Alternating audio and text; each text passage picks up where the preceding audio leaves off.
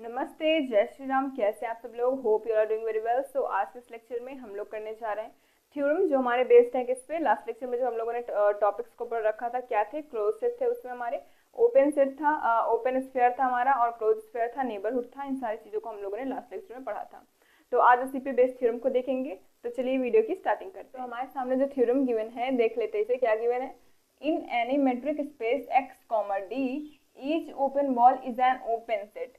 जितने भी open ball होंगे हमारे सिमेट्रिक स्पेस के अंदर वो क्या होंगे? हमारे ओपन सेट होंगे।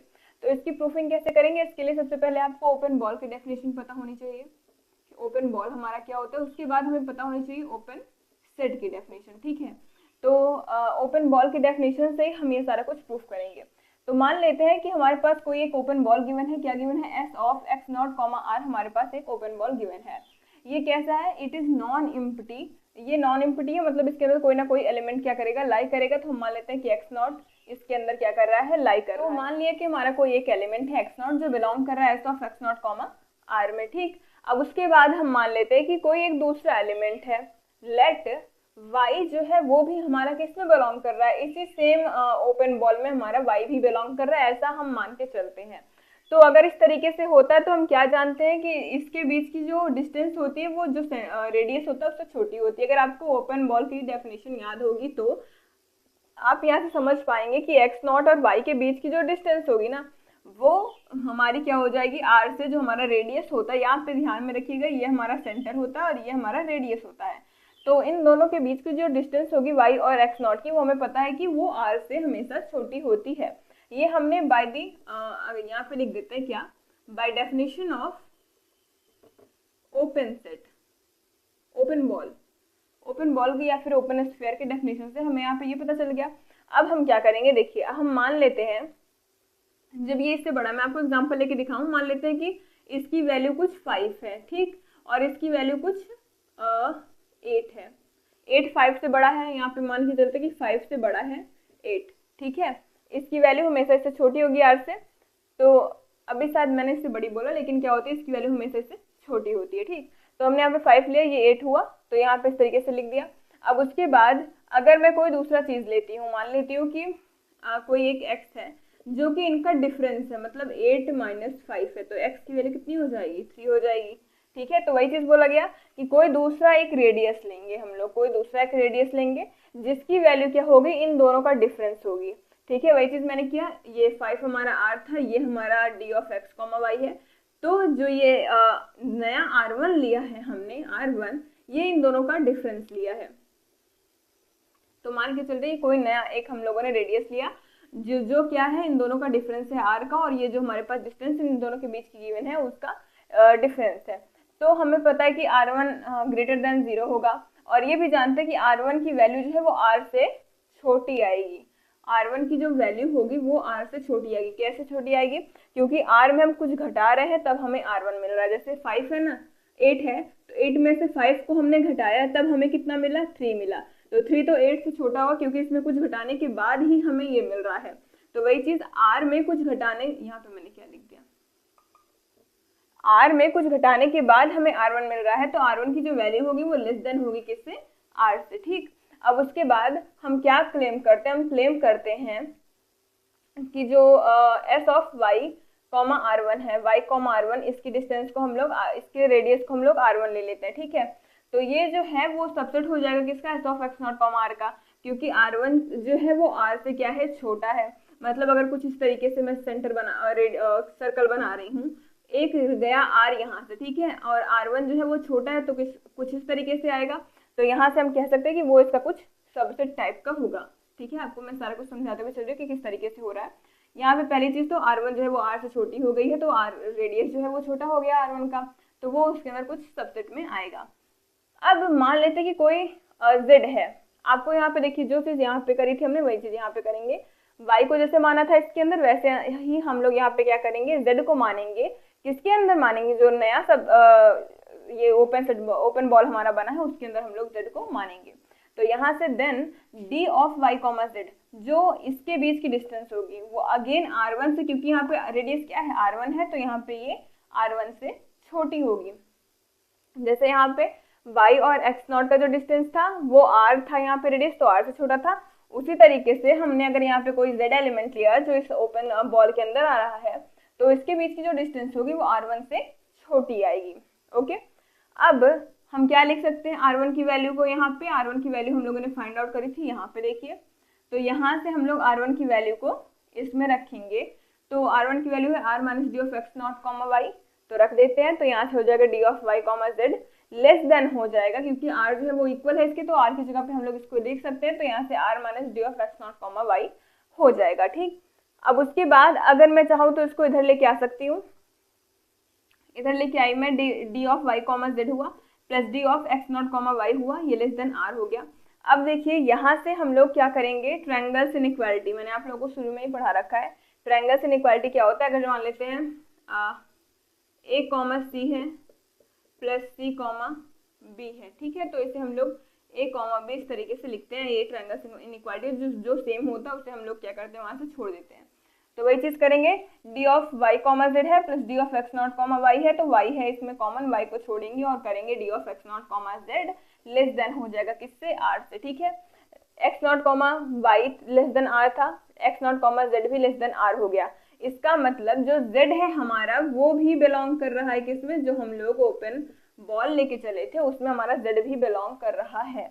अब उसके बाद जब जेड बिलोंग कर रहा है तो हम लोग क्या बोलेंगे कि जो S of Y comma R one था वो सबसेट था किसका, S of X naught comma R का, यहाँ से contain a neighbourhood of Y, ये नेबरहुड ऑफ वाई कंटेन कर रहा था, ये हमारा ट्रू हो गया। फॉर ऑल वाई, जितने भी वाई हमारे इसके अंदर बिलोंग करेंगे ना उन सब के लिए ये एक नेबरहुड कंटेन करेगा। तो इसके लिए हम हमारे ओपन सेट की डेफिनेशन क्या होती है कि जितने भी सबसेट होते हैं उसके अगर उन सभी के नेबरहुड इसके अंदर कंटेन कर जाता है तो वो हमारा ओपन सेट हो जाता है। तो वही चीज़ हुआ, जब ये नेबरहुड कंटेन कर रहा है सभी वैल्यूज की, वाई के सभी वैल्यूज के लिए जब ये नेबरहुड क्या कर रहा है, कंटेन कर रहा है, तो हम क्या बोलेंगे कि जो हमारा ये ओपन सेट है, ये अब ओपन बॉल है, ये अब ओपन सेट बन गया। ठीक, तो शुरू से देखते हैं। शुरू से सबसे पहले हमें क्या लेना है, ओपन बॉल को हमें ओपन सेट प्रूफ करना है, तो सबसे पहले ओपन बॉल लेके चलेंगे। ओपन बॉल जब हमने यहाँ से लिया,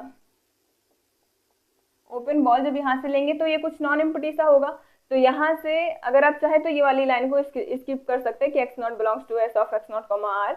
अगर आप चाहे तो सीधा यहाँ से लिख सकते हैं कि मान लेते हैं कि वाई जो है वो हमारे इसके अंदर बिलोंग कर रहा है, वाई कोई एलिमेंट है जो इसके अंदर बिलोंग कर रहा है, तो इसके और इसके बीच की जो डिस्टेंस होगी, वाई और एक्स नॉट के बीच की जो डिस्टेंस होगी वो आर से छोटी होगी इसके रेडियस से, by definition of open ball. अब यहाँ से हम लोग कोई एक रेडियस लेते हैं जो इन दोनों का डिफरेंस होगा, इन दोनों का डिफरेंस हुआ तो वो अगेन R1 से छोटा, मतलब 0 से बड़ा होगा, R1 हमारा पॉजिटिव होगा, उसके साथ ही R से ये R1 जो है वो छोटा होगा, R1 लेस देन R होगा हमारा। उसके बाद हम क्लेम करेंगे कि ये जो है जब R1 जो है वो छोटा हो गया तो ये इसके अंदर आएगा, मतलब इसका सबसेट हो जाएगा, तो ये सबसेट है इसका। उसके बाद कोई Z लिया इसके अंदर, देखिए अभी इसके अंदर ले रहे हैं हम लोग, पहले हम लोगों ने इसके अंदर लिया था, उसके बाद दूसरा वाला हम लोगों ने इसके अंदर लिया, इसको हम लोगों ने इस तरीके से प्रूफ किया। और यहाँ पे z जब हमारा, देखिए यहाँ पे D of X naught comma Z belong कर गया R में, तो ये बिल्कुल इसी तरीके से बन गया। तो यहाँ पे x की जगह पे z हो गया, तो यहाँ से y की जगह पे क्या हो जाएगा, z हो जाएगा। देखिए यहाँ पे y की जगह पे z हो गया, तो यहाँ पे भी y की जगह पे z करेंगे और हो जाएगा z, और z जो है वो बिलोंग कर जाएगा s of X naught comma R में। तो इसके बाद सारा कुछ हमारा प्रूफ हो जाता है। तो आप इसको नोट डाउन करिए। तो ये जो नेक्स्ट थ्योरम हमारे पास गिवन है ये वेरी इंपॉर्टेंट है, बहुत ही ज़्यादा इंपॉर्टेंट है, ये एग्जाम्स में आती है। तो यहाँ पे गिवन क्या है कि प्रूव दैट, ये जो यूनियन और इंटरसेक्शन का थ्योरम होता है ये बहुत ही इंपॉर्टेंट होता है, चाहे आपके किसी भी टॉपिक से ये क्वेश्चंस आ सकते हैं अगर उस टॉपिक में हैं आपके। तो यहाँ पे बोला है prove that union of an arbitrary family of open set is open in this metric space. किसी भी ओपन सेट का अगर हम कोई फैमिली लेते हैं तो उसका जो यूनियन होगा वो भी ओपन ही होगा। बात समझ में आ रही है? जैसे कोई सेट हम लोग लेते हैं, मतलब ए बी सी डी, अगर इन सबका यूनियन ले तो ये भी एक सेट ही फॉर्म हो, ये बात कह रहा है। ठीक है, ये भी सेट है, ये भी सेट, ये भी सेट, ये भी सेट, अगर इन सबका यूनियन ले तो वो भी एक सेट ही फॉर्म हो, ये कह रहा है। लेकिन यहाँ पे क्या कह रहा है, अगर ये सब ओपन है तो जो इनका यूनियन होगा वो भी ओपन होगा। तो सबसे पहली बात तो ये कि हमें एक यूनियन, हमें एक ओपन सेट लेना पड़ेगा। तो हम लोग मान लेते हैं कि जी अल्फा, लेट जी अल्फा, जहाँ पे अल्फा जो है हमारा आई में बिलोंग कर रहा है, ये कोई आर्बिट्ररी फैमिली है किसकी, ओपन सेट की। हम लोग मान के चल रहे हैं कि कोई आर्बिट्ररी फैमिली है। अब हमें क्या प्रूफ करना है कि जो जी है उसका यूनियन, मतलब ये यूनियन है ना alpha belongs to I G alpha, इसको हम जी के इक्वल लेट करके चल रहे हैं, जी अल्फा नहीं है, जी के इक्वल लेट कर रहे हैं हम लोग कि यूनियन जो है वो जी के इक्वल है, ऐसा मान के चल रहे हैं। अब हमें इस यूनियन को प्रूव करना है कि ये भी ओपन होगा, दैट मीन्स ओपन का मतलब G is neighbourhood of each of its point, G जो होगा वो नेबरहुड होगा अपने जितने भी पॉइंट्स हैं उन सबका, ठीक है। तो यहाँ पे यूनियन को हम लोग जी के इक्वल मान के चल रहे हैं, आपको यहाँ पे ये ध्यान देना है। अब हम लोग क्या करते हैं कि लेट पी बिलोंग करता है हमारा जी में, कोई एक आर्बिट्री पॉइंट है पी जो हमारा बिलोंग करता है किसमें, जी में, और अगर पी जी में बिलोंग कर रहा है तो पी हमारा किस में बिलोंग करेगा, union of alpha belongs to I G alpha में, क्योंकि हम लोगों ने जी को इसकी इक्वल लेट करके यहाँ पे हम लोग लेके चल रहे हैं।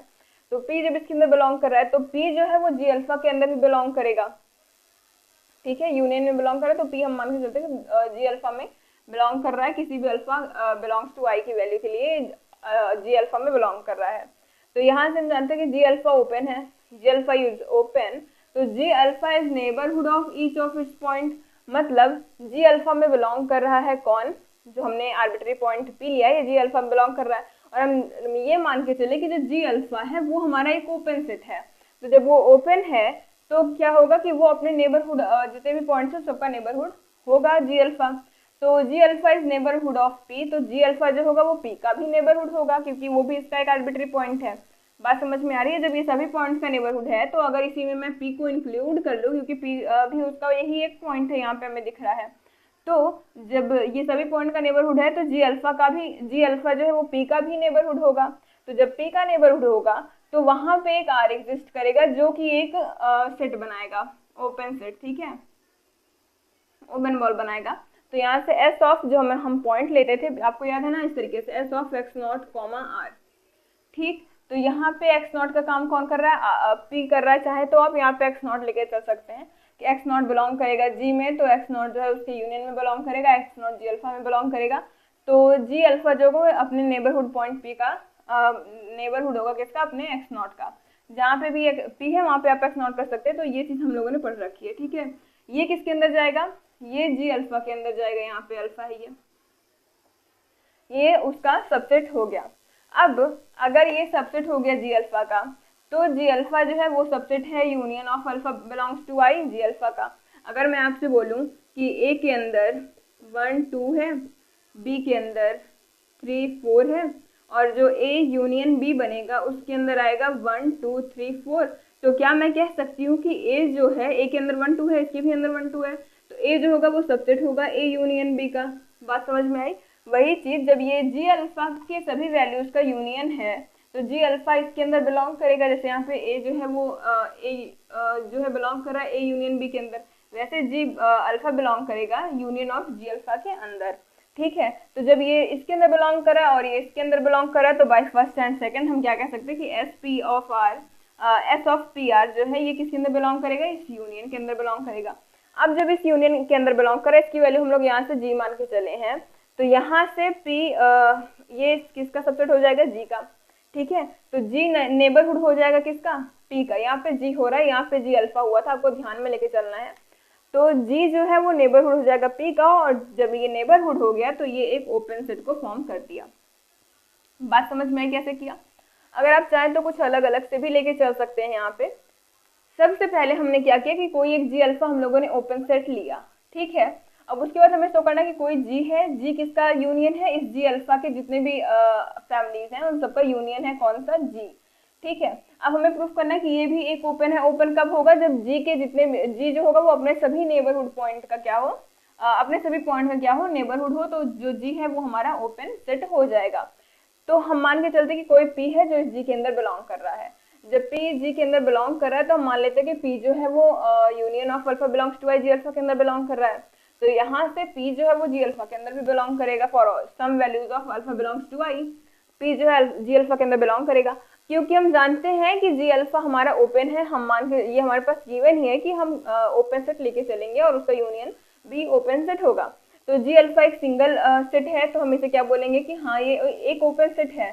तो जी अल्फा जो होगा ये अपने नेबरहुड पॉइंट, क्योंकि यहाँ पे पी जो है वो जी अल्फा के अंदर बिलोंग कर रहा है, तो ये अपने नेबरहुड पॉइंट पी का, ये पॉइंट पी का नेबरहुड होगा, ठीक है, जी अल्फा।